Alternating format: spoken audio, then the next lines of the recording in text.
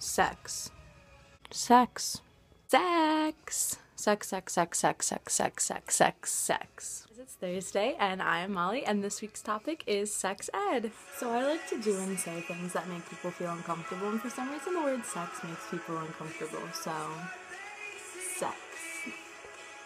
I think that this topic is really important because obviously we all have sex, everybody craves sex. Well, not everybody, but sex is a natural tendency that humans need, and at some point you're all going to encounter sex and sexual experiences.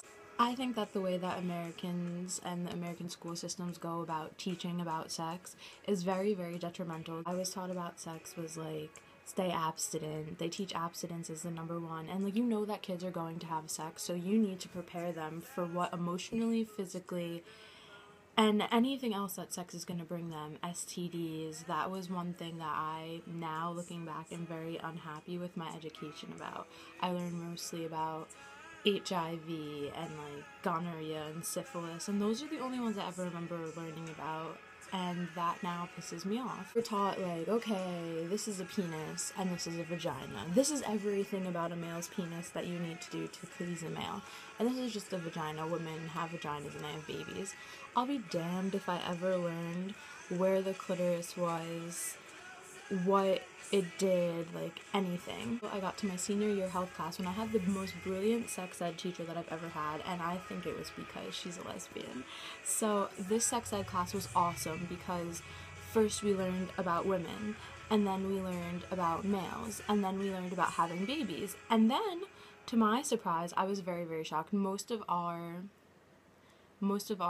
time there was spent learning about different sexualities. We learned about intersex, we learned about trans, we watched videos, we read chapters, and she explained to us, she's like, listen, like, I know it's hard to grasp, but this is what it is, this is how other people are, and I learned about sexuality, and that was my most absolute favorite part of sex ed in senior year. I think that it's important to teach sexuality because obviously, like, we're all beings and we all have hundreds and millions of ways to identify ourselves, and it wouldn't have been fair for me to leave high school being like, no, straight, gay, only thinking that there was one and two different identities, and now I know there's limitless. You can identify however you want to identify. This really great article the other day about sex ed and the way that abstinent teaching really hurts the self-esteem of our generations that take sex ed, and the article really opened my eyes because it was saying they're teaching us to shame people who have sex. We're sexual creatures. Like, you're going to have sex, people are going to choose to, people are not going to choose to. Whatever you want to do in the bedroom is your own decision,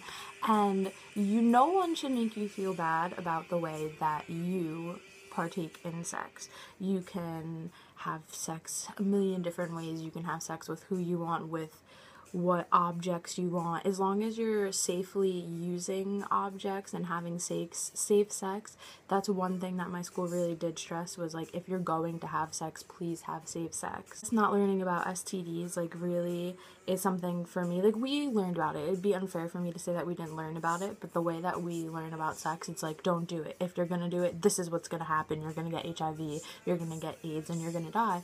And like, now I'm really angry and upset with the way that sex ed is taught, and I really want to do something about it, but I don't really know exactly how to go about changing the way that sex ed is taught. If I was in high school, I would like to learn more about STDs and what could actually happen, and actually the impact of sex.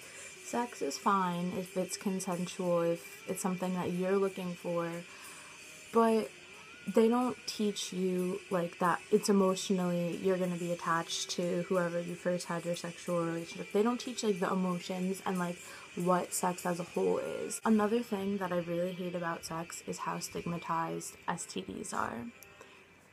The only way to get an STD is to partake in some sort of sexual intercourse, whether it be oral, like any type of intercourse is the only way you're gonna get an STD. If you really knew me, you would know that I have herpes. I have genital herpes and I have oral herpes, and I got diagnosed my first year of college, and it's something that I have to live with every day. I know that I have it. I'm very aware that I have it. I know the transmission rates. And honestly, there was nowhere for me to go. Like, when I first got diagnosed, I was a mess for, like, months. First of all, I was really, really sick for about 2 weeks. Terrible pains. I skipped class, whatever. There was no, like, networking. Like, if you get cancer, God forbid, you can go somewhere and talk to someone about it. If you get anything else, like, you can go somewhere and talk about it. You have herpes or an STD and it's like, ew, like, you're gross. And that's something that I had to get myself past and realize that the stigma is just a stigma, and I am still an amazing person regardless of what kind of STD and whatever I have. Because if I had cancer, nobody would be looking at me saying like, ew, you have cancer, really?